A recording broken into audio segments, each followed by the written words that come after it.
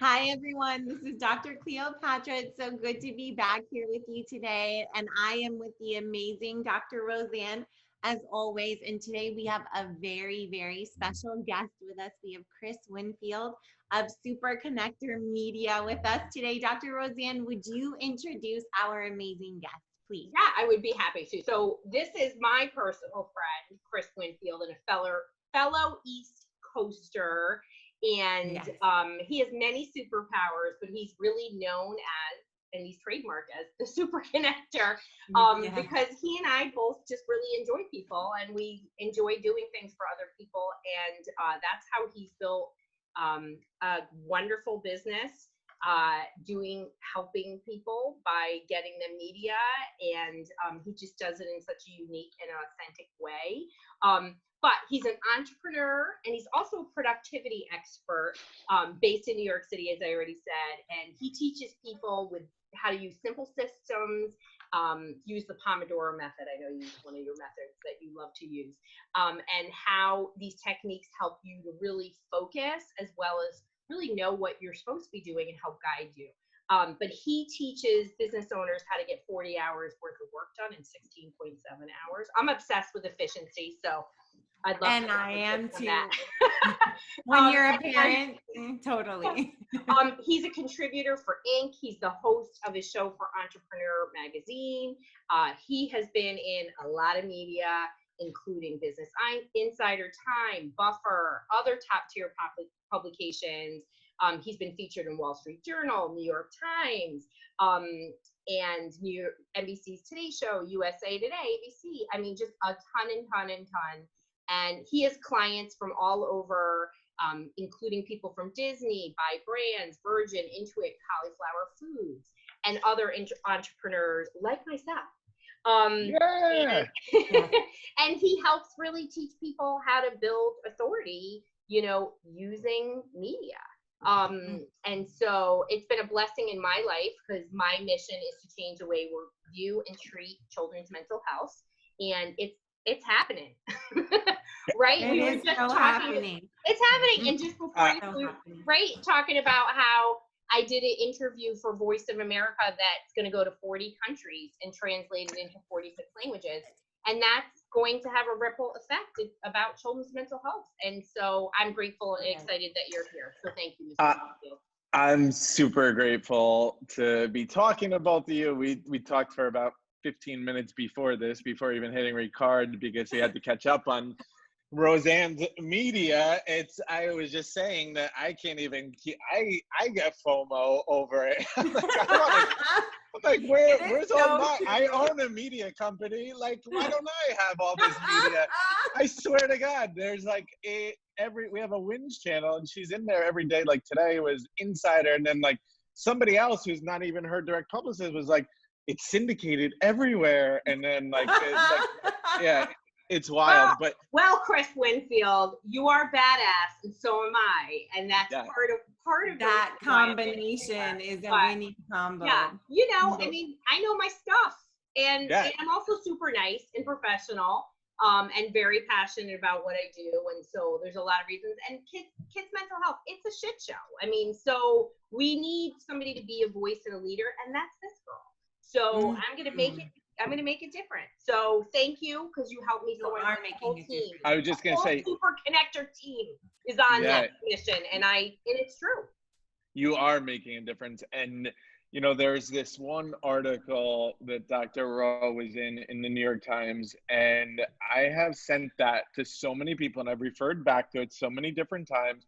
It was like towards the beginning of all this, and about like how to deal with disappointment, your children's disappointment when everything's canceled. And that it was so funny to me, because the morning that came out, even before I had seen it from our team, my mother sent it to me, and I think also my sister, and then somebody from my Dad Mastermind, and which is just so interesting, because doesn't happen very often where the same thing gets, and I was like, oh my God, I know this woman. That's our client. That's Dr. Rowe. Wait, so did you say that you're in a Dad Mastermind? Yeah. I have never heard anyone talk about a dad mastermind before. Could you talk about, so another thing, part of Chris's title is that he's a dad. He has an 11-year-old daughter. Am I 10-year right? old, 10-year-old. 10-year-old, almost 11. Okay. So tell us about the dad mastermind and being an entrepreneur and having a young child, please. Yeah, so we started that in 2017. It's very small. It's only four of us, by design, and it's myself, a guy, an author named Todd Herman, wrote a bestseller last year called Alter Ego Effect. Jonathan Fields, who hosts one of the biggest podcasts in the world, Good Life Project, and Ryan Lee, who's has an energy bar company. And it's just the four of us, and we meet every 30, 45 days. It's been more since we've been in quarantine, because we can just hop on Zoom and don't have to worry about travel schedules. And, you know, where it came from was we're all entrepreneurs, we're also all fathers. And there's, you know, sometimes in groups, or especially around entrepreneurs, like the real focus will just be on the business and the hustle and, you know, the money. And, you know, for us, like a big part of our North Star, what guides us, is being a father. And we wanted to, I think, have people that shared those same values. So even though we're very different people and, you know, we do very different things, we share the same values. And I think that's such an important thing. And, you know, the value of being a father and being an active father, I guess, you know, being a father, anyone can be a father, but being an active participant and caring about that. And it's not that when we meet, you know, to be completely honest, I'd say 80% of the time is spent talking about business. But it's also, I know that the feedback that I'm going to get is going to come from the lens of a parent, and, you know, specifically of a father. And that's a really important thing for me, because, you know, a 21-year-old kid in Silicon Valley or something is not necessarily going to be able to see things in the same way. And, you know, there are certain decisions that I have to make that are very different because I have a 10-year-old. And that's where it comes from. And it's been an unbelievable gift in my life. That's actually where this whole business came from, was them giving me feedback and seeing something that I didn't see. And Amazing, Chris. yeah, it's wonderful to have people in your life that see you, you know, for who you really are, and also to see your graces and to say, okay, have you ever thought about that? Because I mean, you know, knowing that you've had multiple businesses over this year, years, you're an entrepreneur, like this is such your genius. Like it blends all your talents together. It's pretty awesome that your friends helped you, you know, to come up with that. Yeah, they pointed it out. They're like, why are you not teaching people what you know best? At that time, I'd had a productivity business, but where I used media was throughout my career, because I had, when I started my business, I was not meant to be an entrepreneur. I want to be clear about that. Like I was not one of these kids at like 8 years old with lemonade stands or selling baseball cards. Like every single person in my family worked in a school system. I did not come from a lot of money, a lot of opportunity, and I went and I worked at a company and out of school. And I was the first person in my family to not work in a school. And then I wound up, that company was a mess. It's a whole nother story. And I wound up starting my own first business, and I had no money, no connections, like, and I'm not saying that in an exaggeration. I literally had no money and no connections, and there was like 50 million other companies that did the same exact thing. And that's how I found media. And I wanted to build my authority through, and my connections and my money.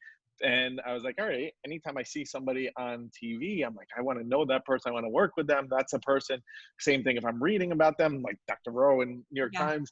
And I'm like, oh, that's the person I want to talk to. So I was like, how can I reverse engineer that for myself? And I wound up getting in an article in the New York Times.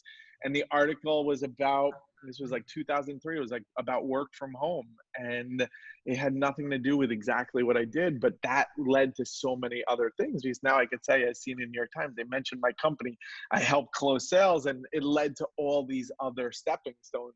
And that's how I built every business that I ever had, was through connections and media, and that was it. And I had this other business, and they said to me, like, why are you not teaching people what you know best? And I was like, I hate you guys. What do you mean? And like, anytime we describe you to people, we call you our unfair advantage. That's how we think of you, because you're able to just connect this to somebody. You're able to make this happen. And, you know, I had to look at that. And that's the beauty of, and why it's so important about who you surround yourself with, because you want to make sure that it's people that can see your full potential, whether that's people directly in your life and friends, mastermind groups, people that you work with. You want them to see something bigger than you can see. At least that's what I always want, because it's so easy for the opposite, for somebody to see something smaller for you, or want something because you scare them, and your success scares them. So I'm so passionate about that, and that's why community means so much to me. Yeah. And you know, we say you make connections, we call you a super connector. Really what it means is he's a ridiculously nice human being, because he goes out of his way all the time to do nice things for people.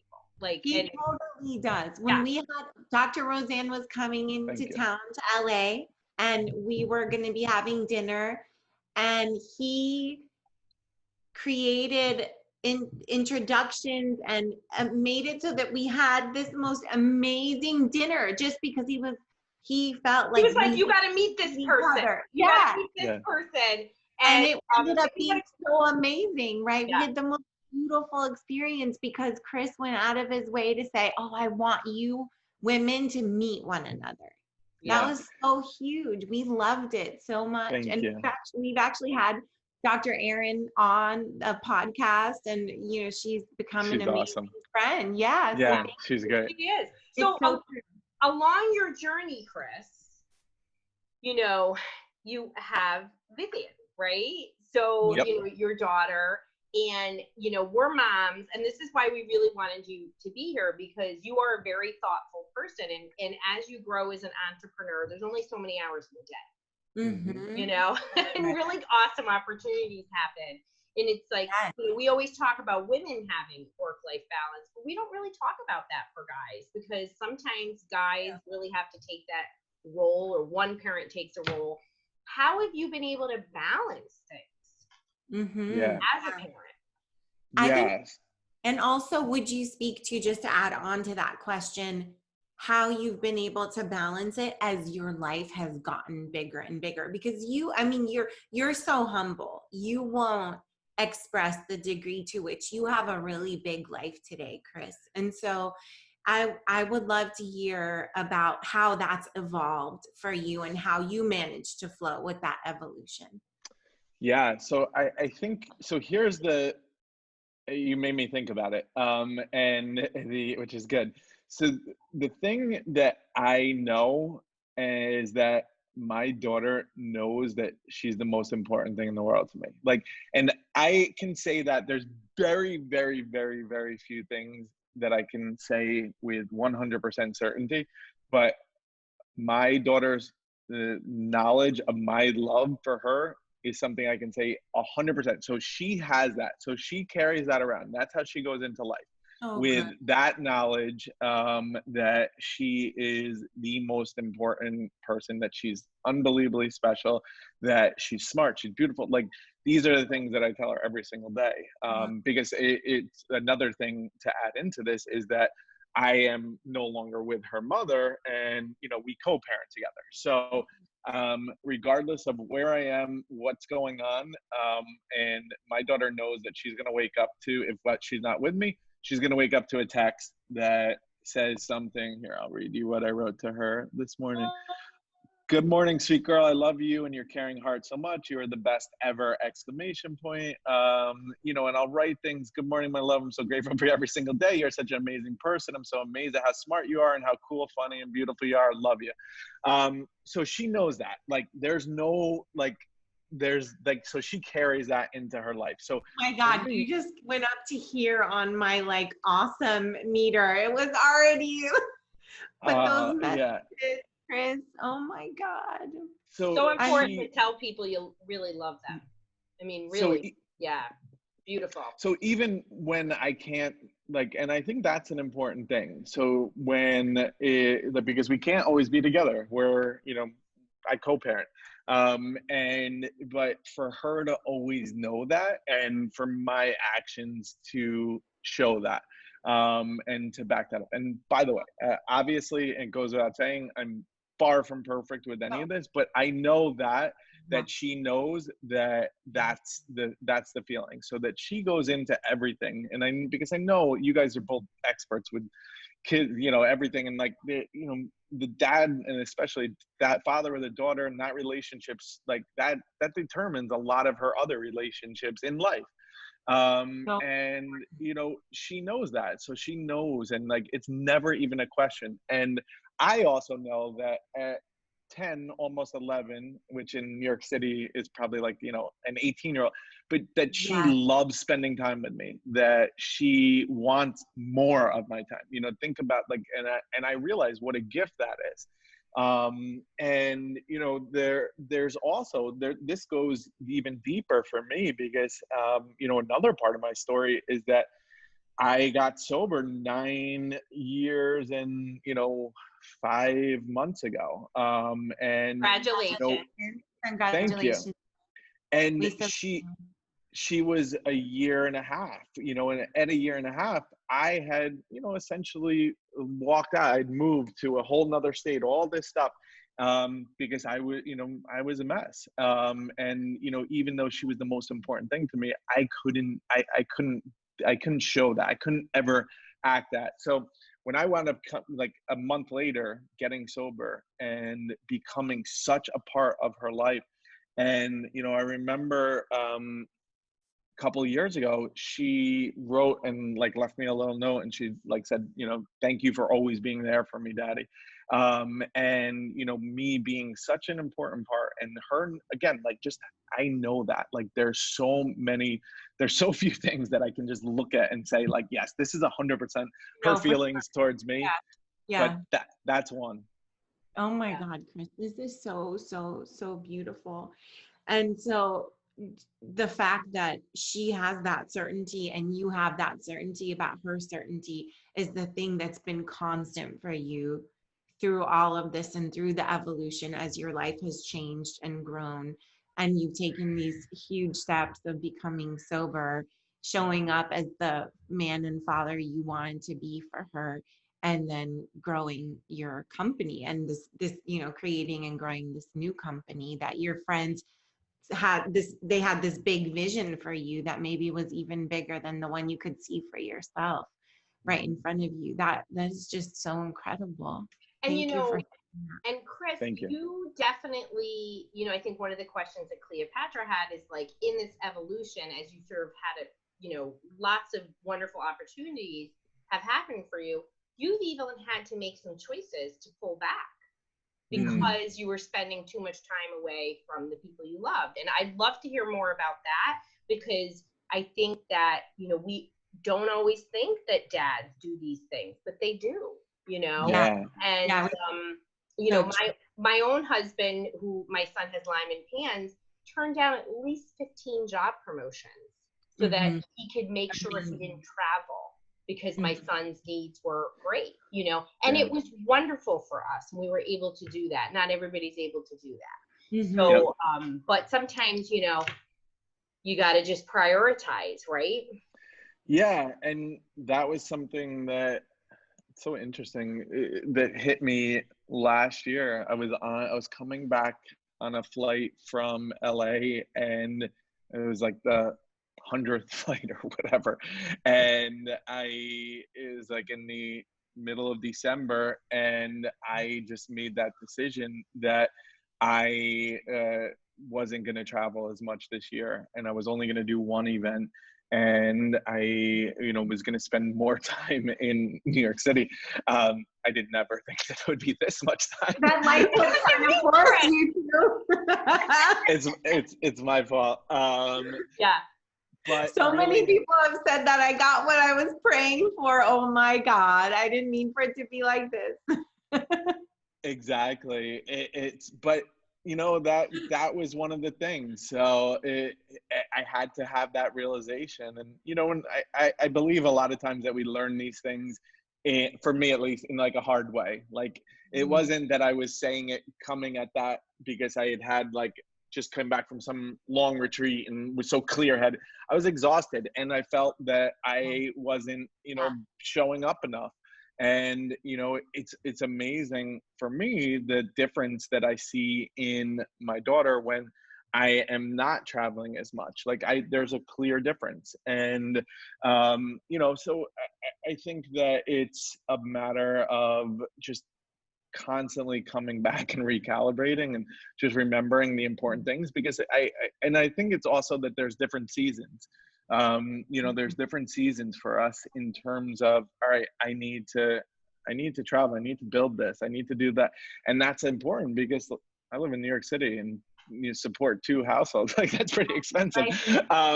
So there's, that's one side, but at the other side, it was more about like, all right, I got to show up, I got to be there, and be there more. And not even that I have to, I want to. And I think that's the important thing to remember. Yeah, Chris, absolutely. I have a question about when you said, there are seasons. I wonder if you have some wisdom and insight for dads, moms, for entrepreneurs in general, about how you discern the seasons when you're in the middle of them. Because I think that if you're really growth oriented and really ambitious, as all 3 of us are, that in every way, personally, in our companies, that it can be hard to see when you no longer have to be building, and when you can say, I've done enough. I think the moment that you can say, the foundation I've laid is strong enough already, I can be a skyscraper now, which is a realization I just had this week. And I think it's really interesting. Like, what's your advice for knowing the season when you're in the middle of it? Yeah, I think it always comes back to, like, I always point at my stomach, like your intuition. Yeah. Like, I believe that we always know kind of what's the right thing. It just depends on if we pay attention to it. Forget they. I know my intuition is pretty much always right, and it always comes down to, am I listening to it? Am I paying attention? Am I allowing myself to be distracted? And then the next part comes to, like, the people that we're surrounding ourselves with. And, and who are the ones that are really there for us, that we can really, like, that, all right, they're going to give me the advice because they care, not because there's something in it for them. I think that's another really important thing. And, and then the shiny object syndrome is like, all right, how do I just stay focused and, rather than like chasing something. So I think that the long and the short of it is just like, I always know.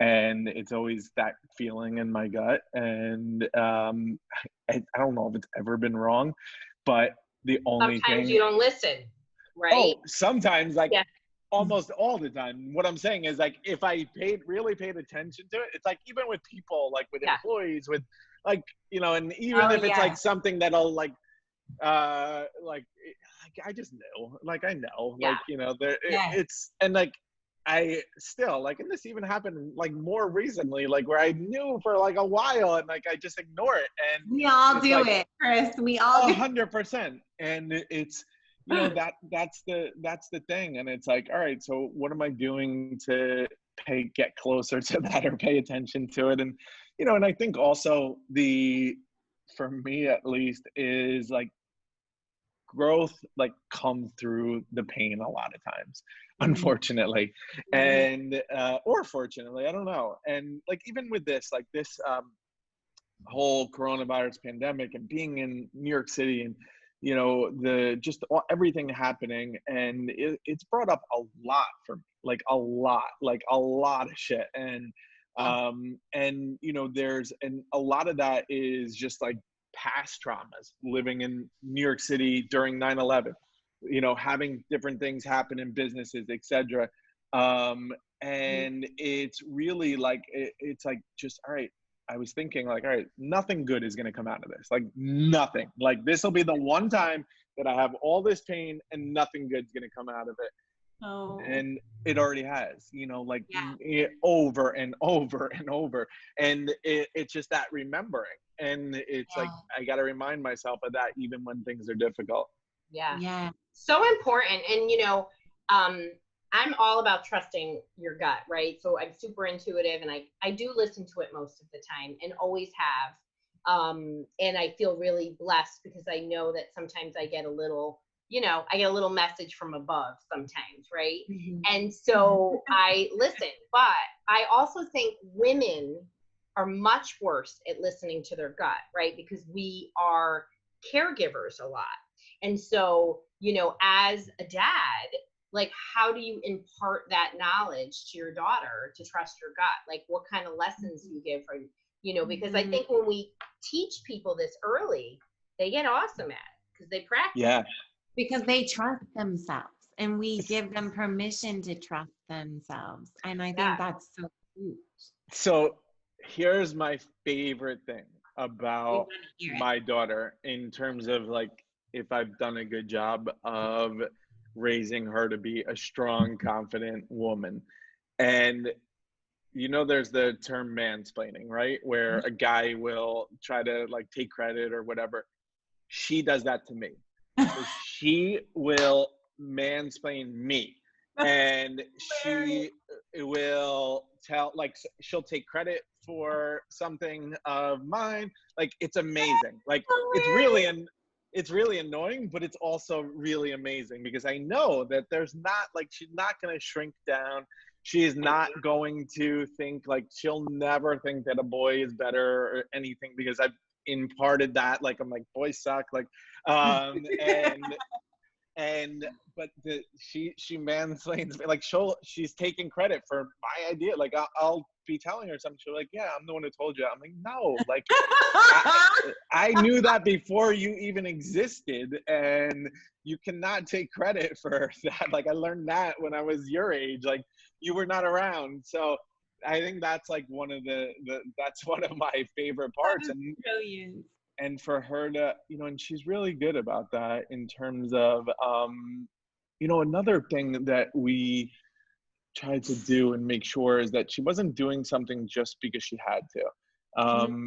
This was something I did a lot growing up where I had to do a lot of different things like play a sport or do this. And, my parents wanted me to, and they had good reasons for it, but it made me be, miserable a lot of times. And she was a really amazing swimmer and she didn't have any fun. It wasn't any, she didn't like it and she didn't want to be on the team anymore. And we let her not do it. And she said, because she said it's just not fun, and she was like an 8-year-old kid, and that should be a big important part of their life is having fun and feeling good.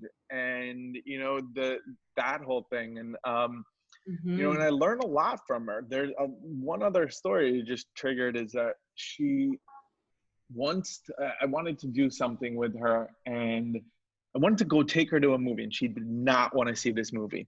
And I was like, "Are you kidding me? Like, if I was your age, like I would." And my father wanted me to go to a movie, like one of those things, like, "Oh, this is how it was for me," and blah blah blah. And I had to always do whatever they said. And she said to me, she's like, "Why didn't you stick up for yourself?"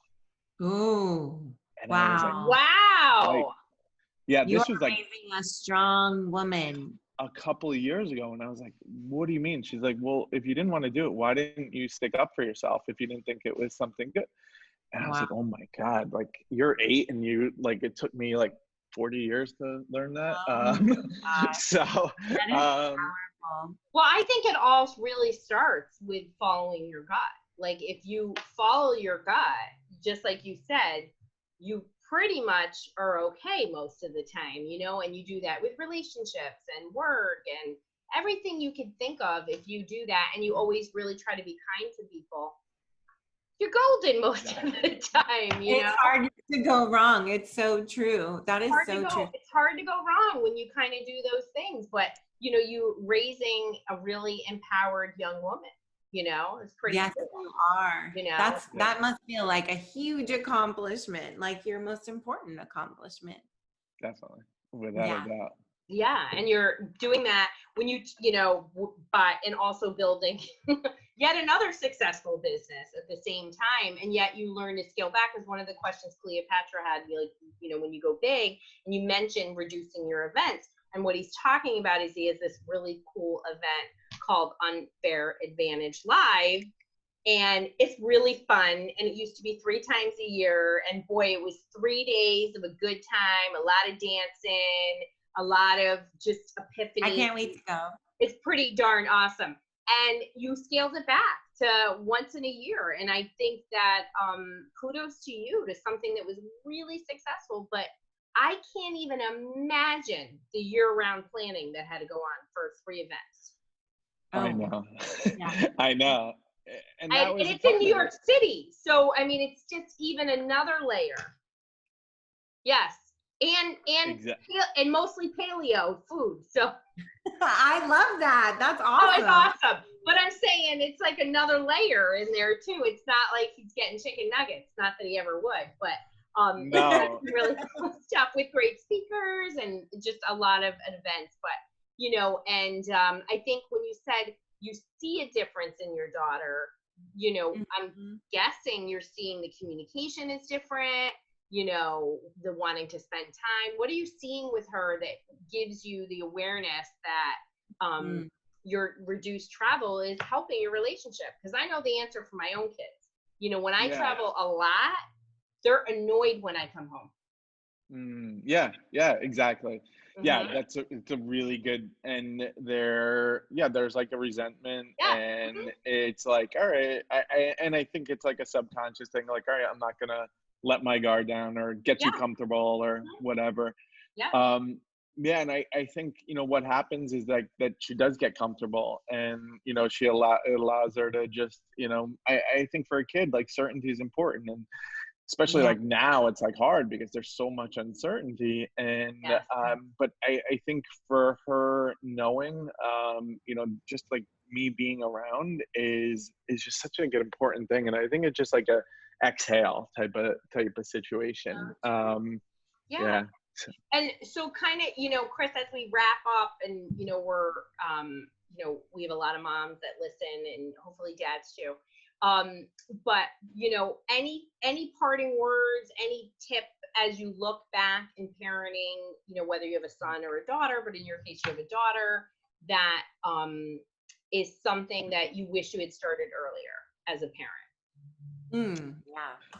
I don't know if there's anything I wish I started earlier. I think that some of the things that have been so important for her and for me are a gratitude practice, and really living that. And you know, there's certain things that, like, I'll let her watch any movie, you know, whatever, like, she's very, like, I don't get crazy about that. Like, the things that I really care about are how you treat people. So it's amazing. Like, I see kids like her age and stuff who are just rude or don't say thank you if you're holding a door.